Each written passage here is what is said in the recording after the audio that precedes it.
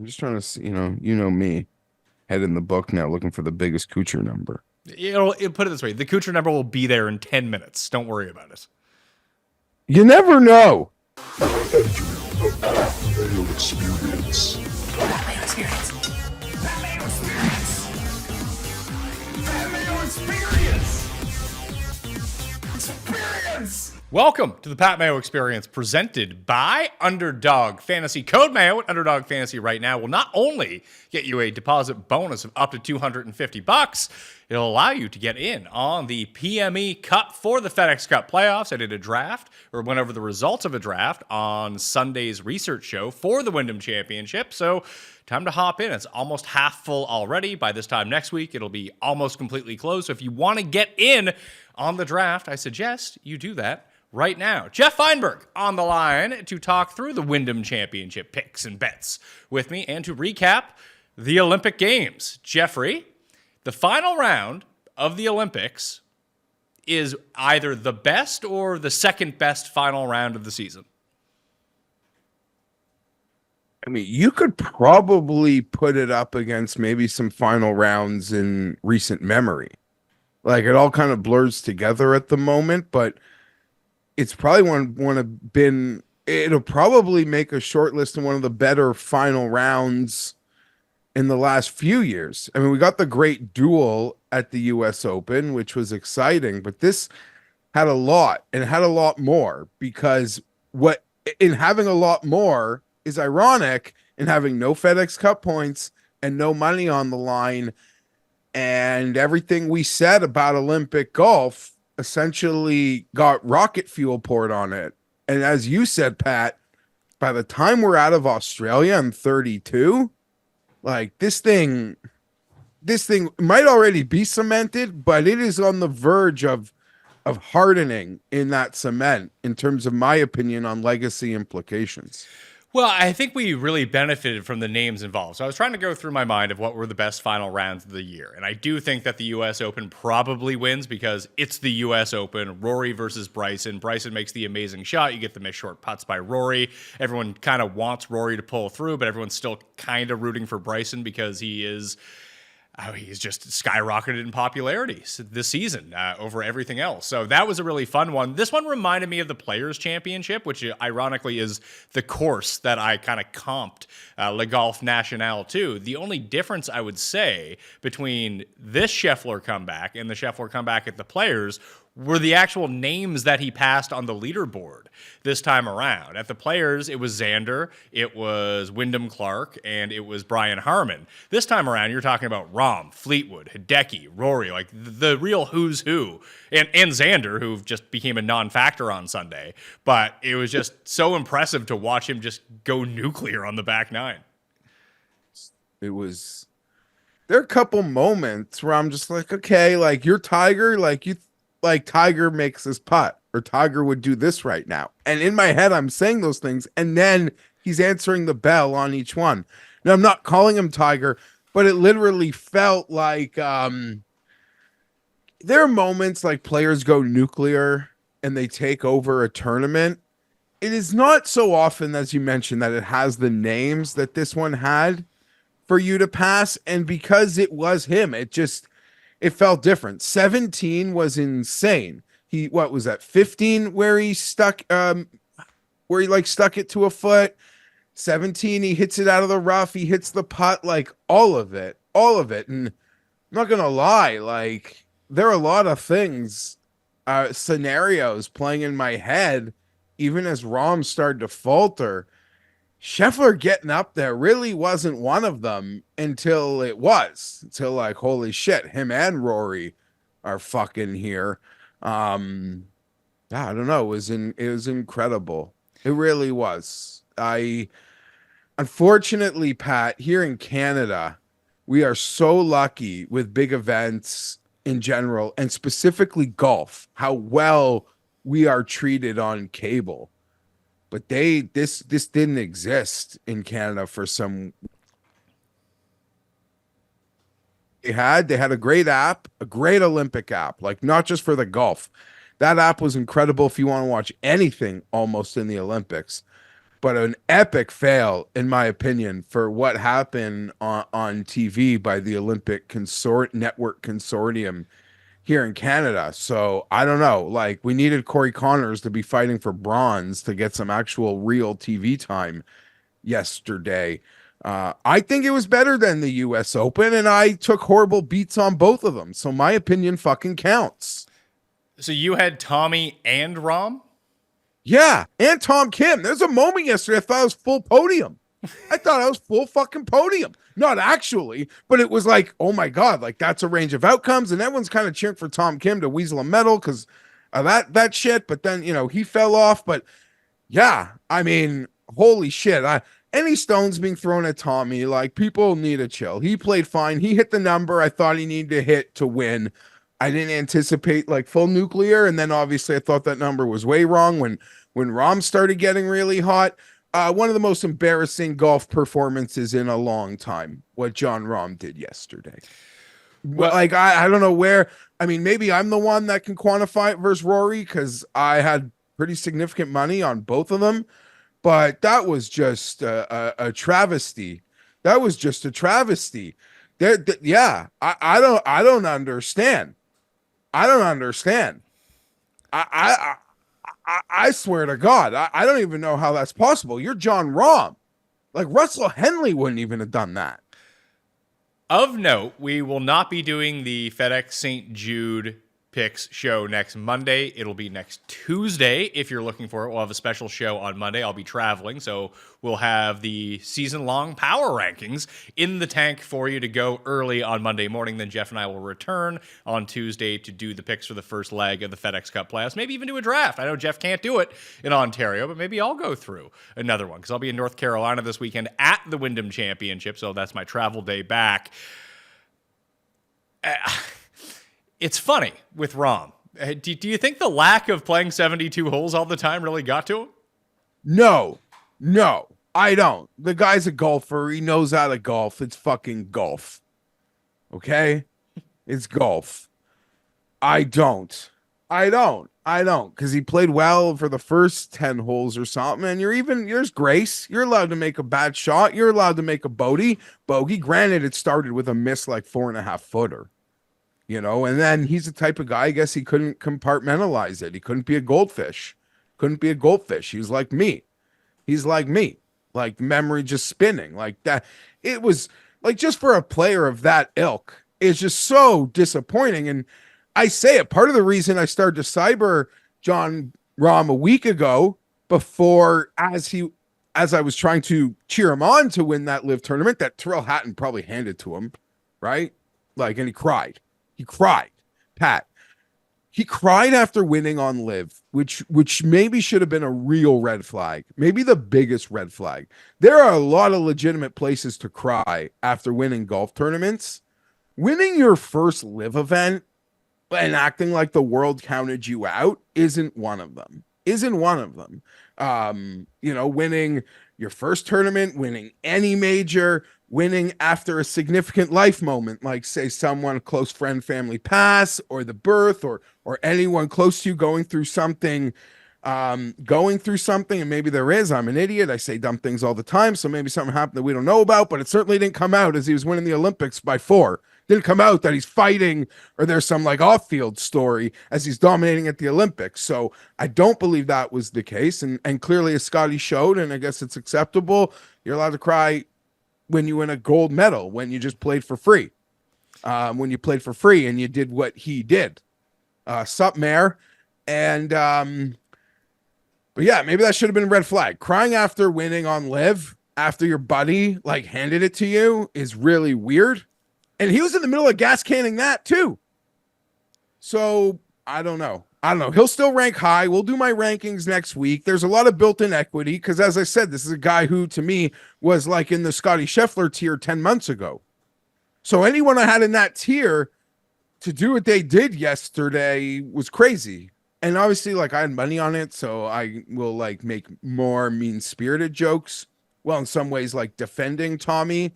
In the sense, like, go make fun of Xander's got some equity, but go pick on other people. Like, you don't need to pick on Tommy. He bogeyed one of the hardest holes of the day. Scotty Scheffler hits it from the rough to like 17 feet and hits the fucking putt like Tiger Woods would. That's Tommy Fleetwood's fault. You know, there's a lot of losses we can put on Tommy Fleetwood that he'll have to own for a long time that I'll think about a lot. Like, oh, the what ifs. Yesterday will not be one of them. Will not be one of them. Will not. Absolutely no. Now, is it incredibly symbolic and perfect? Tommy Fleetwood is silver fucking medal.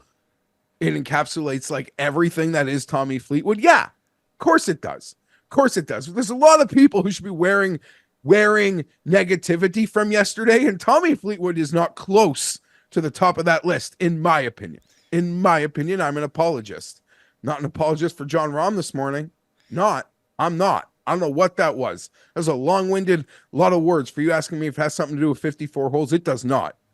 There's no way. Do I think like Liv in the way that Liv can lift, like is perfect for Brooks and is perfect for Bryson? Like, does John Rahm still have to work through some things to get to his tier? Yeah. It's not like maybe the perfect fit like it is for those guys or a Cam Smith who just wants to ride the boat. But and good for him. But for John Rahm, who wants to be competing with Scotty Scheffler as much as possible, Liv is not like, I don't know. I'm not blaming Liv because I'm not blaming the 54 holes. The guy fucking broke at a huge moment, and he's a countryman. Like, he loves that country. So I get how they wear this, because this isn't just like you pissed off Spanish golf fans. Like, there's just everyone wants to medal. At some point, okay, let's get the country a medal. Like, he just melted. No cash, no points. Melt. Shows what the pressure did. That was a lot of fun. I just said a lot of words. I'm annoyed I didn't win a bet. Pat did. It was a small one, but that's fine. Wins are wins. I don't have anything. He does, although my prop sheet was good. I'm looking at my bank account right now. I got a lot more money than I started with. I'll tell you that. Yeah, no. I'm not. I didn't mean that to like take a shot like you called it. You are a Le Golf National savant. If you remember how on the nose you called 18, not just in that the Europe would win, but in how they won and how dominant it could be. You called that. And you hit this. So you are like high-end talent, Le Golf National, top of the shelf. While you're doing that, like, I'm going to have to be dragged. My corpse is going to have to be dragged to the finish line here, Pat. To the finish line of this fucking season. So, I thought that the most Tommy Fleetwood outcome was actually finishing fourth and finishing outside of a medal. Not Tommy. No, but this actually works out perfectly for Tommy. He gets to come second and not win, but everyone, it's like from the Tim Andercuss school of he gets all the credit in the world. He got a silver medal. He's very happy about this. You know, you get to be on the podium. Hideki seemed pretty pumped that he came in third and he gets an Olympic medal. This is like the best second place finish ever for Tommy Fleetwood. Oh, so you're saying like at this second place finish, he gets to take something from? Yeah. Like this hurts less than the other? Like it's a good second place finish. Sure. And as like a golf, listen, the losing bets sting. Losing bets that you think you're going to win sting even more. When it's from Scotty Scheffler, it stings like less. Had someone like a Detry or a Højgaard come and gotten me, that probably... Well, Detry would have killed me. Højgaard would have left me in a real spin. When it's Scotty, like, he's always live. And I shouldn't have, not that I counted him out, but he just wasn't a concern. Xander was a concern. Hideki was a concern. And then Scotty was a concern. And then he got me. But from, like, the golf fan aspect of it, like, that is, what a podium. Like, the guy, Scotty wins gold. Tommy, who everyone loves, and I got into it a bit with Andy Lack. He said Tommy would have to wear, if Tommy won gold, he'd have to wear some of the butts that like Rory would. And I was like, no chance. No one would butt. The guy doesn't want a PGA Tour event. We're going to butt a gold medal? Like, zero chance. Tommy would have been put on shoulders of like golf Twitter. Like, yay, great, Tommy. And he was probably pretty popular from the betting markets. And then Hideki, just like all around good guy. That is the all around good guy podium. Like, just it's the podium of good guys. We love them all. Yeah. So, oh, I don't know. What a week it was. What a week. And in some ways, Pat, the elevated events, this was me thinking in my head yesterday, as lovely as the podium was. The elevated events in some ways are designed to like get that. Like really avoid anyone else goobering up what we're trying to do here on Sunday at dinner time. Now it's not the Olympics. It's, some of the events we like that they're putting some cachet onto. But in theory, like clearly what happened yesterday is what they want, or what the purpose of the elevated events and cutting the fields and taking away the cuts and just making them super fields tries to do, correct? It is, but the difference is that a gold medal at the Olympics, something that's given out once every 4 years, is a lot different than a paycheck for $4 million. Oh, I agree. I'm not talking about what like the legacy implications or that. I just mean like what they are trying to create in terms of the leaderboards. But we've seen these leaderboards at signature events so far this season, and no one has really cared because there's not anything really on the line. Rich guy gets richer. Fantastic. Yeah. That's great. And news. that's the same point I make about the FedEx Cup. Why the FedEx Cup hasn't resonated in both not only the golf landscape but the casual sporting fan landscape is it's just rich guy getting richer. Like it doesn't mean anything. And maybe there's people born today who will see the FedEx Cup as an achievement. But we said on Monday before the Olympics games started that in our opinions, the gold medal was already worth more than a FedEx Cup. Was already worth more. And now, I don't think it's close. I don't think it's close. And I don't think 828 will be any different. And then to Brisbane, you think over the week, I'd look at what course they were playing. I don't even care. They got so many great ones. I'm sure it's majestic and it is going to be bananas. Like the next two are going to be just as amazing. I don't even know if they've picked 36. They probably have. Because these are like 12-year projects.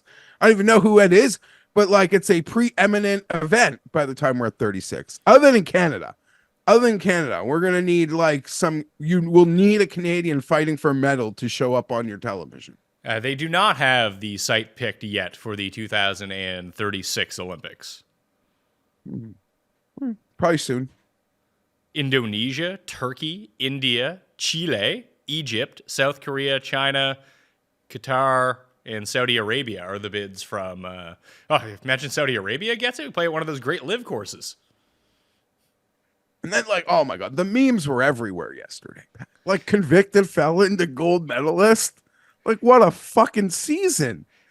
What a season. And props to us for being, kind of trying to be sane in the room, to be like, I don't think Xander's player of the year. I just don't. And I don't even think there's a question anymore. I don't even care if yesterday was supposed to count. I can respect your 2-1. Like if you, that was 2-2, 2-1. I can respect that. Like if that's all you want to go by, but that's not what the question is. Honestly, it's not. It's not. Well, and that's what we will try to clear up in our power rankings as well, because there's no way that Scotty isn't number one. And even if Xander had won this, I still think that Scotty would have been number one in what the actual power rankings are for how good that you think someone is. Now, Xander's probably number two. We'll have that discussion. But the gold medal clinches it, I do think, for Scheffler, because he has the players as well. I would put maybe you feel differently. I think that the gold medal and the players are worth about the same. We kind of got into this last week where I, for a moment, was like, I think it could be worth more. But then you kind of you walked me back. You sort of talked me through it for a moment. And I agree. Although I think there is potential for the Olympics to grow into being worth more because of the 4-year factor, because of the separated golf, although it'll probably come together. And I do think the Olympics will work on the field, but it is what it is. There's some why wasn't, I guess everyone has to play under Great Britain, there's no Scotland team. A couple things stood out to me watching it. Not that affects how we should care about anything, but I think they'll work on the field, just like Liv is going to work on their field. They'll work on it, but you're always going to have federations get to send losers. That's what happens in the Olympics. And the good countries who are good at the sport or have preeminent players will embarrass certain people. But I don't know, some good players finished at the bottom. Yeah, Pavon came last, didn't he? Yeah, last of guys, because Matthew Fitzpatrick withdrew with a thumb injury after shooting 81 in the third round. But yeah, it was Pavon, Vijagas, Crazy Carl, Daniel Hillier, who was like the best player to really finish down. Cuss Boy, Adrian Maronk came T49. Noren, the hot bet of the week, 20-1 Alex Noren, T45. That's incredible. That's incredible. I like Norn, but that was it's never getting there. What are you just made the 54 hole joke. What are your thoughts on Rom or just golf? Golf's hard. That you got. Yeah, he got got. He played terrible on the back nine because it's so. I mean, I will recommend this for anyone. Just once in your life, you can do it because I had never done it at this point of having money on Scotty Scheffler, even at these ridiculous odds, and then watching him start the comeback. You're like, you feel like it's in play at all times because I picked up the 14-1 on Saturday morning or Sunday morning as well. Good for you. Just like if he's gonna do this, he's gonna do it, and he did exactly what you would in your mind, like, how does Scheffler win this tournament? Like, exactly how it played out happened. I thought I was dead to rights when Rahm got to 20 under. And then even when Scheffler started making the birdies, because Rory was making the birdies along with him, I was like, okay, all I really need right now, because Rahm hit a bit of a roadblock, and I think he made the double and fell back to 18 under, and then they all got to the par 5. I was like, all right, if they can just par through here, I do think that we have a chance. It'll take Scotty like kind of going crazy over the next few holes and them to tread water or even drop one back and not go crazy. And then Tommy parred and Rahm double bogey the par 5? Yeah, Tommy got a horrible break, right? It hooked up just in the front lip. It didn't fall into the bunker. He was like 2 feet from getting it on the green. And then that was just like, oh shit. That's when I felt like it's all kind of Tommy happening. And Rahm gas canned a wedge into the rough and then you watched it, couldn't get the chip up the hill and then missed a 3-footer. It was a total freaking shit show. And Rahm made big numbers all week. There was a double waiting for him kind of everywhere. And I'm sure in the ball striking numbers, he was just truly magnificent as he kind of was and has continued as he's continued to be. LA, like, I'm just so excited. And Pat, in some weird way, I don't know if he's gloated for it in your group chat, but Tim was kind of like very early in the season, even like last summer. And I know he's like a big Olympics guy. He gets into the whole Olympics, all of it. He's like how our mom will watch like every minute of the opening and closing ceremonies and all that sort of stuff. Like, he's into that. But he's probably been the longest proponent of, no, this Olympic golf is going to be like, it will turn the corner and be truly magical. And it's gotten there. And now you see players regretting. I know it's easy in the fact, but regretting having chosen not to go in 16, as I guess they realize what this means and how fun a medal could have been. And there's no guarantee you're going to be on the next teams, because it is so far apart. There's always going to be young kids and rankings and random shit, but no one's going to want to miss these again. Like, no one is going to turn this down ever again, even if they have to go to the other side of the freaking world in the middle of the golf season, or I should say at the end of the golf season, but right before they're going to try to win $30 million in a FedEx Cup playoff. No one is going to turn this thing down again, ever. Rahm was the second best player in the field tee to green this week, plus 2.77 strokes gained tee to green per round. That was a full stroke, 1.25 strokes per round worse than Scheffler, who just annihilated everyone tee to green. I think it was Friday, he lost like 3 strokes putting, and it was just very difficult to watch. Just knowing, here's a birdie attempt miss, here's a birdie attempt miss, here's a birdie attempt miss. I was like, what is like? Is this what it feels like to bet on Scheffler? Then he starts making everything, and even coming down the stretch, like when he put that on 15 to a foot, it was like, oh, it's almost unfortunate that didn't go in for him. That's how close he was. Okay, new theory on Scheffler, Pat, and it's hard to do because if you've already established a betting card, you're not like to bet on Scheffler live at certain points. You're really just like hyper investing or trying to win back maybe your losses, which is fine. But it does seem like in the majority of these losses, there have been either very fair or wins. There have been like significantly bigger numbers live or very fair live numbers, even when he doesn't win, as we noted at the Open, that he was like 350 live, right? Like right in it, right on an overnight, which where half the field, there's so many good players either got wave screwed over or just got caught up in it and exploded. And we had mentioned a couple times through the Open week that comparatively, that's actually like a way better spot to have bought in. So it almost seems like maybe you don't bet Scheffler and then just find your spot to buy in, because every tournament there always still seems to be a chance to buy in very fair or way better.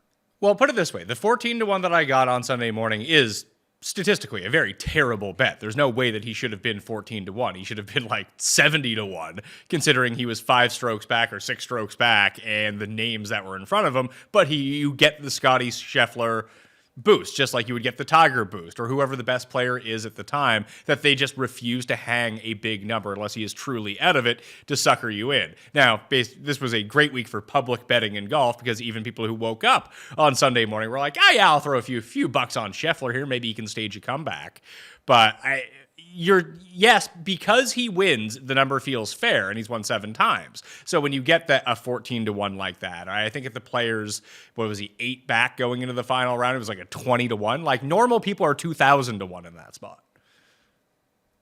Oh, of course. And even like a high-end golfer, like take a guy who would have started at 30-1, like compare his number, or even, and yeah, obviously they're not just letting you bet Scheffler to start the day, but I bet you when that round was on, could have been as high as like 30-40-1. I don't think so, because I didn't see any of those numbers out there. Like even at points on the back 9, maybe there was, but Rahm was just up. I mean, Rahm had him by 7 at one point going into the back 9, so it was just like, all right, like whatever.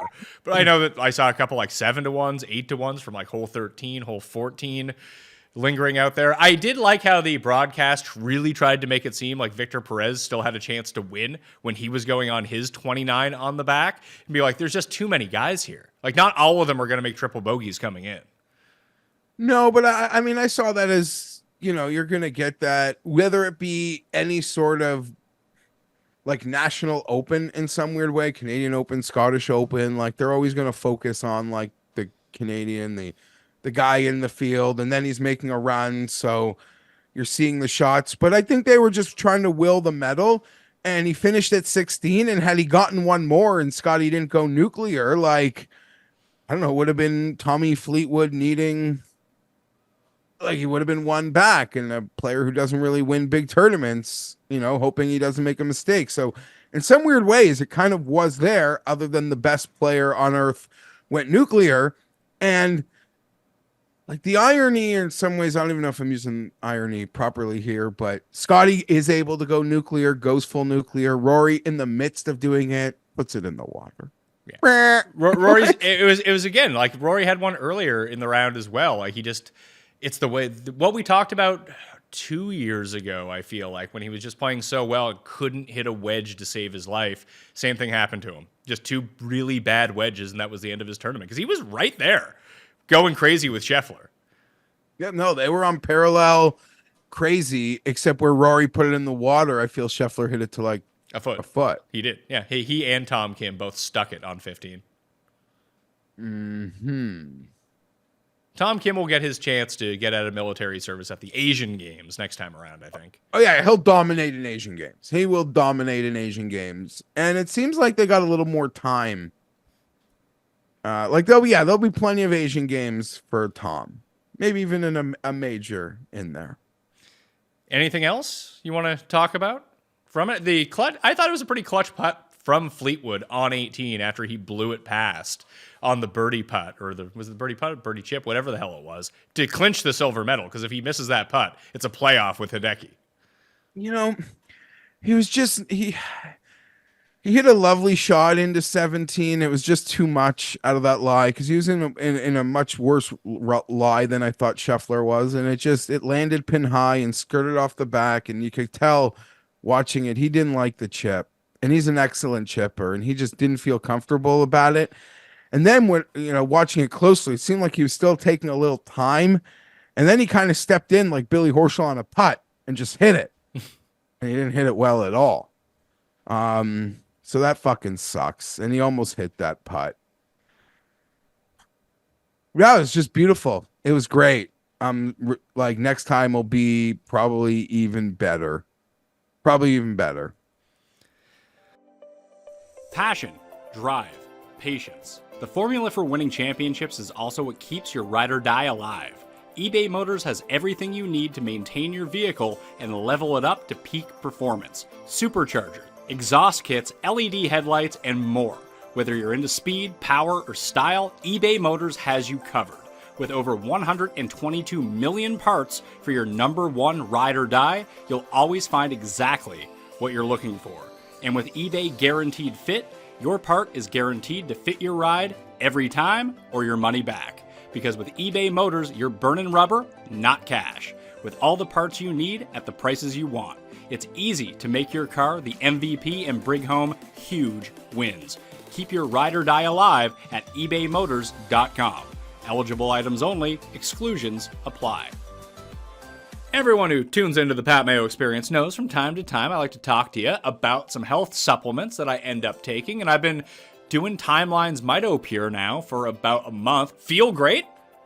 And I think you can too. Take 2 soft gels a day for 2 months, and you can see significant improvements in your cellular energy, your muscle strength, and your endurance. That was the big thing. I've been golfing more this summer and lifting less. Yet when I go back to the gym for my once a week, like max lift, I'm not really atrophying that much. I'm not losing a ton of muscle, which is absolutely fantastic news for me and my golf game, because if you work out too much, then you get too sore, you get too stiff, you need to retain that flexibility. I'm retaining my muscle mass at the same time, although I'm not working out as much, and it comes in 2 product designs to fit your needs. They're berry powder, which is great to mix into your breakfast, yogurt, or daily smoothie. That's how I've been doing it. I've been eating some strawberries, raspberries, blackberries with a little bit of yogurt, a little bit of protein powder, then boom, Timeline's MitoPure right on top of that. Or they have soft gels for the days where you're just on the run and wanted something convenient to grab and go. So, Timeline is offering 10% off your first order of MitoPure right now. So go to timeline.com/mayo to get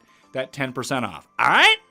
Well, let's move from Paris to Greensboro, North Carolina for the Wyndham Championship. I have extra money in my bank account to fire at one of my favorite tournaments of the year. I've had a lot of success at this tournament, not necessarily with outright winners, but I've had a lot of DFS success at the Wyndham Championship over the years. I've already done the research show. You can go check that out on Mayo Media Network right now. Sub to Mayo Media Network on YouTube. Help us out. Rate, review, subscribe to the audio podcast as well, and use code Mayo at Underdog Fantasy to get yourself that deposit bonus of up to $250. Pretty good field, because a lot of guys need to either save their place in the playoffs or try to get into the playoffs. So we're seeing some bigger names show up this time. Yeah, I mean, I'm just gonna, like, in the middle of the test, do a little homework here, because I should have been prepared and brought up FedEx Cup standings, because that's like this is the one week where it kind of feels fun. But yeah, the field does feel strong, and a lot of good players who played last week got to come here to keep building up their spot. Oh, drag me across the line, Pat. I've made one bet, so I got a lot of bets I can make, and you seem to be pretty good here. I don't have much luck here. Adam Scott missed a 2-footer.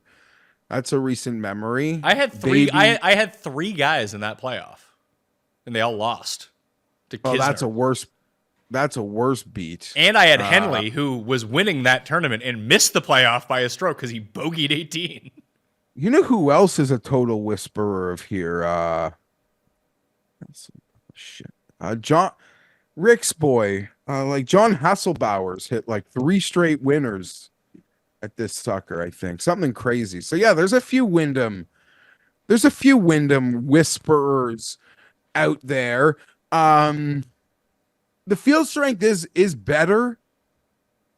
And I've always been, like, even when thinking about Le Golf National or in times when we talked about the Heritage, now that it's like an elevated event, which this isn't, but anytime the field strength gets like what I feel is quite a bit better, always makes me worried that it's just going to play different, because good players can just play good players playing well can do whatever they want on courses like this. I feel at times you got to hit the putts. Yeah, you got to hit the putt. putts. You got to hit your irons, your short irons, and you got to hit some putts. Like, this is very in tune with the Heritage. We've seen a lot of crossover winners. The Players Championship, we've seen a lot of crossover winners. Even the John Deere, we've seen a lot of success translate through just because it's a very similar style of play. The rough will be grown up a little bit more here and play as more of a challenge than something like the John Deere, but the winning score is going to be -20. Like, if you're not putting, you have no chance of winning this week. So let's get to the odds board, because I thought when I guessed the odds, they did not turn out how I would have thought they would have. Sung Jae I nailed as the favorite at 16-1, so that's really nice. Billy Horschel is second with Shane Lowry at 25-1. Siwoo 28. Those are the only 4 guys below 30-1. Then you got Cam Young 30, Harmon 35, Akshay, Rai, Davis Thompson, Jordan Spieth, all 40-1. You got like Bezadenhout and Cam Davis and Min Woo at 40-1. Keegan is 50-1. Clanton, Højgaard, Bobby Mack. It's tough to pick a name out of that bunch. Like, I thought I was going to be able to get Siwoo at 35, and I was going to bet that. I don't know how I feel about it at 25, but Bobby Mack really does stick out to me. Like, this is the type of course where he has played really well at and has won twice already. These shorter venues where you can just kind of go out and make some putts and hit your wedges really well. Yeah, I mean, flying all the way up there. I thought Sung Jae would have been shorter. Why? So I guess credit. I don't know. I guess maybe just blindly I thought he was the best player in the field, and they would make you pay more for it. And it's rare that sometimes the favorite can be this high, but we've seen that a bit lately. I thought it'd be shorter. Like, I thought there's a put it this way, I didn't have a hard time figuring out who the best player in the field was, but I did have a hard time like ordering the next 5 players. So that's why I thought, like, because it was so definitive, Sung Jae would be shorter, but at the same time there's still like a 10-point spread between him and what's up next. In most books. So I'll give you that. Do you have any gut reactions to any of these guys? Because Harmon really does stick out to me as a good number here. My only gut reactions with Brian Harmon are negative, and I own this. Like, I don't try to be the smartest guy in the room. I've got problems, so I can't see him clearly. But in terms of knowing how he plays golf, it does seem like seeing a hot like 30-35-1 for what he does and how good he is or can be does seem fair. Yeah, I've made one bet. He was also 50-1 when I bet him. Now he's 40-1. And I do like your Bobby Mack shout, and I didn't even think about him. And I'll go back to that. But I bet Aaron Rai. And I don't think I ever bet Aaron Rai, but he just struck me as a guy that get around here lovely. I agree. It does seem like a perfect course for him. It does feel like he kind of peaked. Now he's back on the way down. Maybe. Like we see this with a lot of golfers that they have this stretch for 4 weeks, 6 weeks, whatever it is, and then they don't get the win and they just kind of peter off a little bit. And he's been carried the last month by his putter, which is just, it breaks your brain to think about it in that way because he's so good tee to green. We know how good he is with his irons, but his irons have kind of left him over the past 3 starts or so, and it's been really made up through his putting. Now, if he can somehow get back to just his average irons and continue the putting, he's going to win by 7 strokes. So I completely understand where you're coming from. I've been eyeing him down as well. I just don't know exactly how I feel about him. I have 2 bets in, but they're way down the board because I really did want to talk through like what to do in this range because I don't see that much of a difference between these guys in the 20-1, 30-1 over, like I said, Højgaard, Clanton, Bobby Mack, even when you get into the 60s, EVR, Harris English, Dietrich, Keith Mitchell, Denny, Ben Griffin, Doug Gim, Jagger, your guy who's had a lot of success here. People love Justin Rose 2 weeks ago at the Open. Now he's the same odds as Adam Hadwin this week. Vic Perez is down here. Ryan Fox is down here. There's just a lot of names that you can circle in this like 60 to 100 range that I don't find are markedly different than the 40-1 or 35-1 guys. Normally I fight you on these because I'm like a sucker for a name and I'm part of the reason in like building up guys so their odds are shorter. Not actually, because I don't think sportsbooks should just like juice up the guys I like. and I'll bet more, and they'll just take my money. Actually, they don't even need to do that. They should cut them because I'll still bet them because I'm an idiot. I was more looking at building a card of like the specific player profile, Pat. And maybe Aaron Rye doesn't really fit into that. No, he does. But it's just I would say that he does. He hits fairways, which you need to do. no, but like I like he's putting well at the moment. But I'm just talking about like guys who we just know for their putting. Bez or fuck. I made the jokes 2 weeks ago that I don't know how it would be possible for Mav McNeely to actually like win on the PGA Tour when when he's always just scrambling to make par. But I guess he would fit onto this list. JT Poston, like sitting at 60, 66 to 1. Denny Mack, Eric Cole, flirting in the 70s. Ben Griffin, 80. So in my head right now, it's almost like just firing a lane of strictly those guys. I think Eric Cole is a really good look. I don't know if he can get over the hump, but he's been playing better. He had the 2 top 10s back-to-back in Detroit, then at John Deere. Again, slightly weaker fields, but not completely dissimilar to this. He was bad in Scotland. I mean, he wasn't bad. He made the cut in Scotland. He made the cut at the Open, but his putter has just been en fuego. And even to think about PGA National, when he navigated that and played so well, it was all his wedges, and that's exactly what he needs here.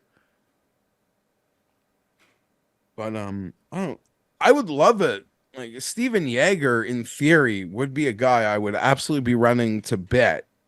But I don't know. I go back and forth on believing. He feels like another one who peaked, and then he's back to being Steven Yeager again. But at least he got the win. He did, yeah. Yeah. And now we see that a lot. You peak, like when you're that mid-level, when you're that guy and you get the win and sort of gets to set up an extended period of time of you making your schedule and not having to, you know, be playing every event you possibly can or the ones they let you play. Yeah, I don't know. He fell off. But so I guess it just would be those mid-tier guys. And I honestly hadn't thought about Bobby Mack, but every time he's put the ball on the ground these days, it seems like he's playing pretty decent. And I do agree with you in thinking about where he's played well. It are these sort of, I don't want to call Wyndham quirky, but I don't know, these like sort of quirky classical golf courses. Yeah, shorter ones as well. Like the Renaissance Club in Scotland is not a long course. Hamilton Golf and Country Club, not a long course. The Wyndham, not a long course.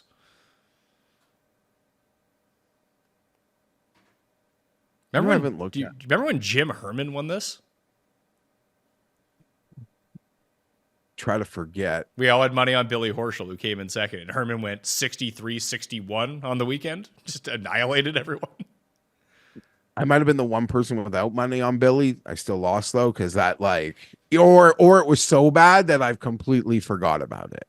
And I've chosen not to remember. Where's Spieth in points? Is he fighting for life? He is and he isn't. Like he can miss the cut and still get in. I believe he is 61st in the FedEx Cup standings, but there is a chance that if he doesn't play well, he's 63rd. So it's Ben Griffin, Minwoo Lee, Spieth, Gracerman, Hubbard, Nick Dunlap, Vegas, Griot, Power, Brennan Todd. And then on the outside looking in, you have Perez, Riley, Putnam, Kitayama, Lucas, Glover, Lee Hodges, Shank, Keith Mitchell, Højgaard, Svensson, Andrew Novak, Bryce Garnett, Charlie Hoffman. So there could be a big shakeup, but all these guys from 70 to 80 need to finish really well, and the guys from 60 to 70 need to finish poorly in order for like a flip to happen, which just it doesn't happen. Like 3 or 4 of these guys will play well, 3 or 4 of these guys won't.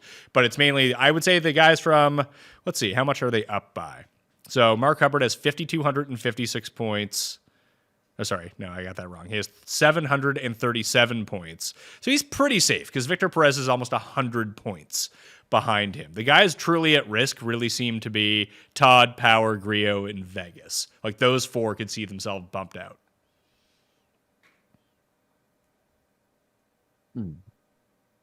Sort of just looking at these points, and we'll talk about it.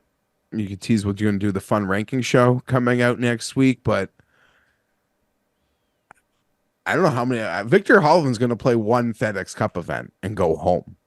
That's why Holy I shit. brought that up when I did the draft recap review. Like, people are still taking I get taking Hovland early because if he plays well and gets to the finals, that means he probably had the best playoffs of anyone because he would have had to play his way to get to Eastlake. But just, I don't know what anyone has seen from Victor Hovland at the moment to think that he's going to go on a run.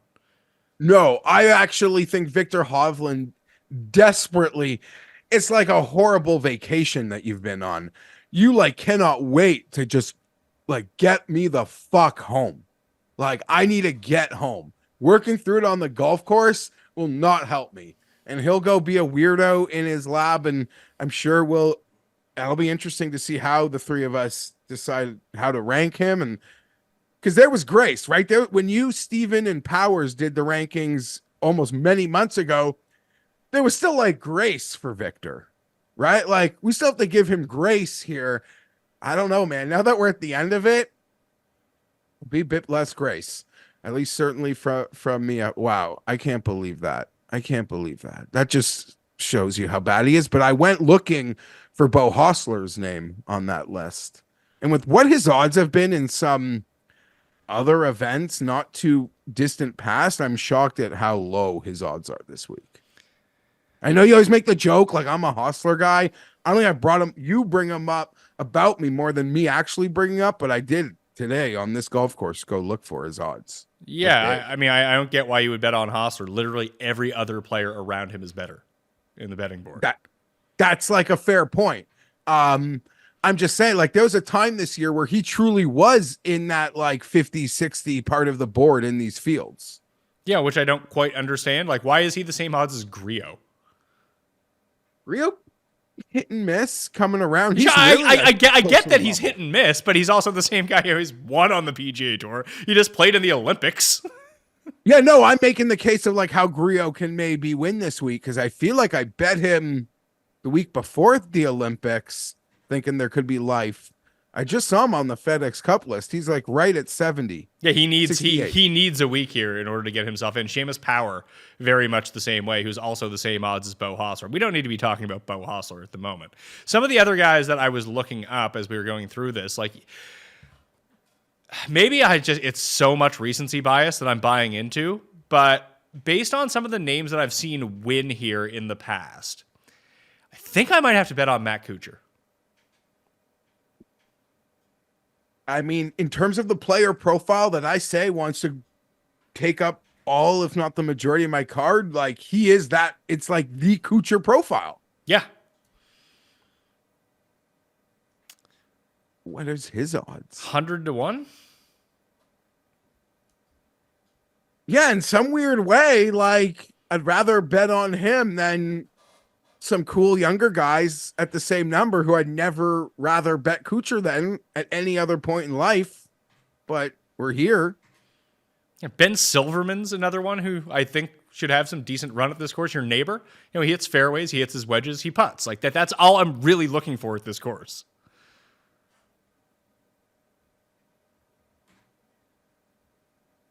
Yep. Like, what's the Ryan Moore profile but of today? So no, that's fair. So what if you take Ben Silverman, who was also what, like right around 100 there? I think he's longer. 150. Oh yeah, way 150, longer. Yeah. Like on that theme in some ways, I bet Hadwin in Detroit at like 30-1. Was that 50-1? It's probably 50-1. Yeah, it's like 50-1. Is he that broken? Like yeah, Hadwin, Kuchar, Eric Cole. I don't know. Maybe I don't know what I'm doing. So that's how I might be dragging my corpse across the line or just hammering Sanjay. Because I think it might not be that bad of a play. I would tend to agree. I mean, there's a reason he's the favorite. He's playing good golf coming in, but for one Sungjae, you could bet 3 Aaron Rise, theoretically. Yeah, no, if I had to put it in and see what I want to win, be close. Would you rather bet Sungjae for $100 or $33 each, theoretically, on Harmon, Rye, and Keegan Bradley? Okay. No, but I'd rather bet Sungjae, Aaron Rye, and then just like shoot all the way back of the board to just pure putters who hit decent irons. Yeah, I mean, you also have the Tom Kims of the world who won this event. He gained 12.5 strokes putting that week and lost strokes tee to green, and that was far and away the best putting performance he's ever had. We've had money on Tom Kim enough times to know that he's not the greatest putter. Yeah, no, sure. Like if Doug Gim wants to do that, he's gonna win. He's gonna win. Then I'll feel stupid. Like I looked at Doug Gim, but I was like, he's not gonna hit any putts. So I don't want to do that. That Tom Kim putting performance where I believe he blitzed away Sung Jae in that final round. The dude was hitting coins off his line, rebounding them into the cup. Like, yeah, he couldn't miss. Didn't matter what he did. He could have done it backwards through the legs. So I have two bets in. The first two bets that I made this morning. I bet JJ Spawn, again, at 100-1 with 8 places, and CT Pan 100-1 with 8 places. You may recall that Pan almost won this event.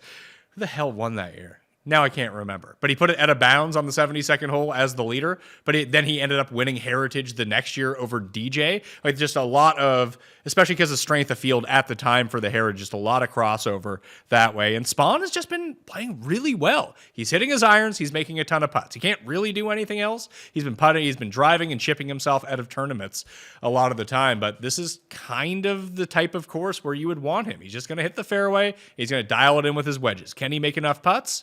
Maybe at 100-1. I think I would rather take that gamble on Spawn and CT Pan here over Eckroat, who really can't putt, Olesen, who can't putt, Schmidt, who can't putt, Glover, who can't putt, but did win this tournament last year. So I think we should probably talk about him a little bit. Like he kind of falls in the Brennan Todd camp and the Matt Kuchar camp, and I might go to Kuchar in this spot as well. I completely forgot that Lucas Glover won last year. Won back to back. Won this and next week. But did he win before? Yeah, did he win before this? No, he Or won was he won the John Deere the year before. Okay. Yeah, and then he rolled that shit. Winning the Wyndham to give you FedEx Cup swag.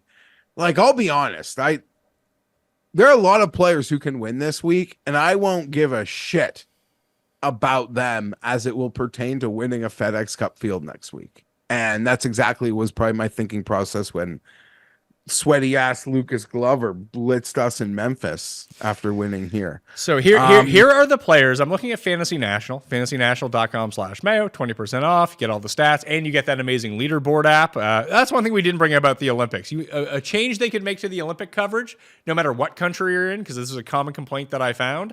Terrible leaderboard and terrible shot tracking. Like it was way behind no matter what you used. On Friday, yeah, they were wrong. They had like a 3-hour Xander bogey on the official app that ended up being a par. Yeah, it wasn't ideal. It was like if you wanted to sweat it, like truly sweat it shot for shot, I could see how it bothered you. So the majority of shots are going to come from 100 to 175 this week, with the plurality coming from 150 to 175, depending on the distance that you end up generating. So the best players in the field on those three ranges combined: Roger Sloan, who lost in that playoff to Kevin Kisner, Chan Kim, Keith Mitchell, JJ Spawn, Lucas Glover, Adam Schenk, Joel Damon, Mac Messner, Ben Coles, Eri All, Ben Silverman, K.H. Lee, Zach Blair, Brian Harmon, Kevin Yu. And then you're into like your Siwoos and your Matt Kuchars and Nick Hardys. Those would be like the best of that type of player in the field this week with their wedges from all of the distances. Yeah. I totally, that all makes total sense to me. All those names. I'm starting to like your Kuchar play. He did gain 10.1 strokes on approach at the 3M. Yeah, that's crazy. He was great. That was I trust him. Most of his career in any start by almost 2 strokes, with number 2 being the 2013 Canadian Open.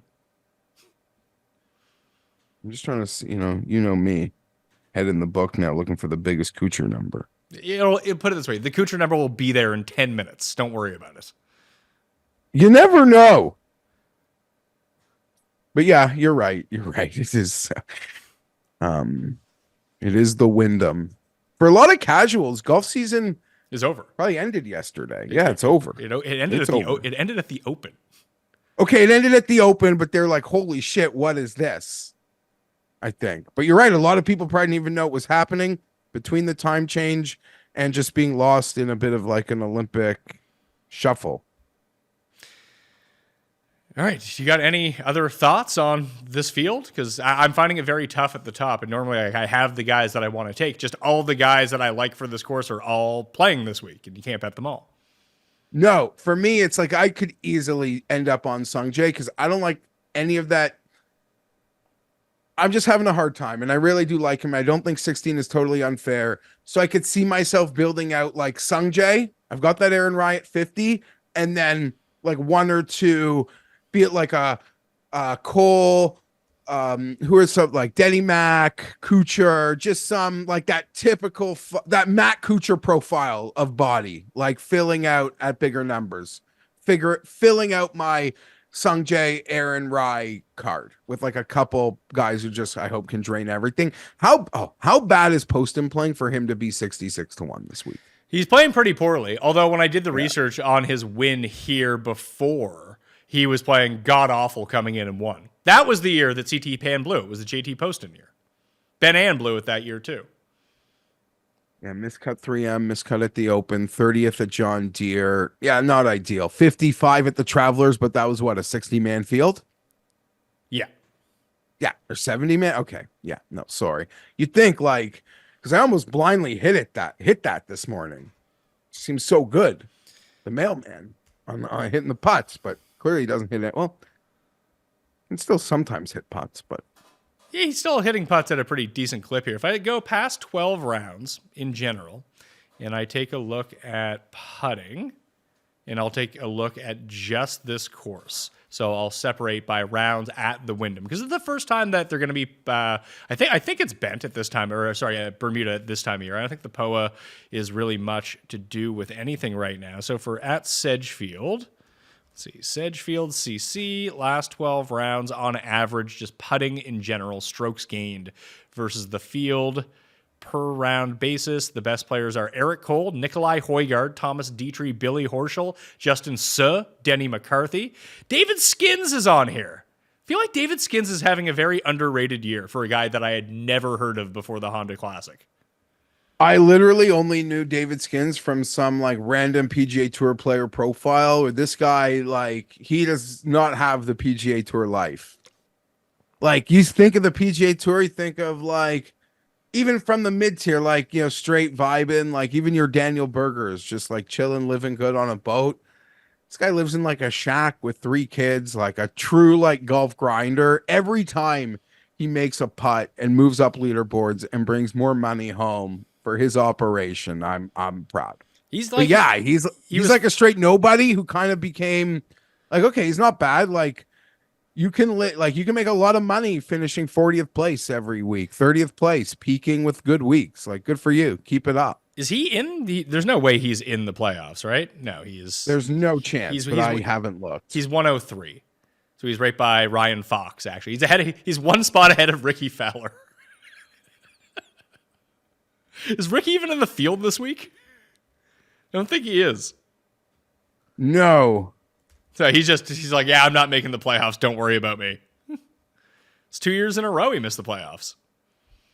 Oh, no, he made it last year. No, he won last year. Yeah, that's right. So he still has his card, so he's fine. Yeah, it's a tough scene out there. Webb Simpson. I think this is the last time Webb Simpson played well. He was 5th, I think, a year ago here. Yep. 0 top 20s in 2023 or 2024 for Webb Simpson.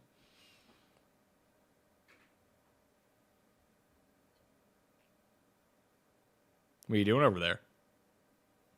Just I'm looking For what? What are you looking at? Tell me. I mean, we're doing a betting show. You're looking at bets. What are you Yeah, looking at? we're wrapping up. We're in like I'm not gonna tout Carson Young at 250-1. But you're gonna secretly bet him on the show as we go along? No, I'm saying like if you want me to include into like the straight longer goober conversation, that's like I don't even feel like saying that. No, I'm doing what I was doing. I'm trying to find a nice Matt Kuchar number. 100 seems to be the number. It's fine. Yeah. 100's the number. So let's do the quick picks then. The two that I have in so far, I bet JJ Spawn 100 to 1 with 8 places, CT Pan 100 to 1 with 8 places. I will likely add Matt Kuchar 100 to 1 with 8 places to go along with that. From the top, leaning Brian Harman at 35 to 1 right now. And maybe Aaron Rye to go along with you. And then in that middle range, hell, even in the middle range, there's no one I really love. Maybe Eric Cole, maybe Ben Griffin. Like that type of guy is who I think I want to target this week. Like we didn't mention Akshay, but this should be a good. You'd think this would be a good Akshay course, but he's never played well here. I mean, my argument for Akshay is you just at that number, if you want to play the ceiling, like go for it. Yeah. Like go for it, because I mean, in a year's time, he might be like not far and away, but like the most talented player in this field. I mean, he'll come back. We could say that about Clanton and Thorbjornsen too. Hell, I think that you bet Minwoo Lee at like half this number to win the Masters, and now you won't even touch him at the Wyndham. Okay, I had like 100 to 1 future on Minwoo Lee, and I love Minwoo Lee, but this is not like where I'm playing Minwoo Lee. But he could put the lights out. He just doesn't. He'll have to like scramble a bit, and that guy I don't want to bet on, even though he will hit his putts. And if he wins, I'll be happy for him. For me, Sungjae, Aaron Rye, Matt Kuchar. That's, I think, where I am at this moment. And I'll probably add one more guy in that, like, between 50 and 100. Okay. One and dones for the week. You are up by $3 million over me and $8 million over Tim. So you are running away with it. Although, if I can chip away with this one, I need to hit a winner somewhere in the FedEx Cup, the first 2 legs. That's when it ends at the BMW. And I could theoretically catch up. So it's up to me to make a pick. And I will take, let's see, I've used Harman. I've used Sungjae. I'll take Bobby Mack. Have I used Sungjae? You have not used Sungjae.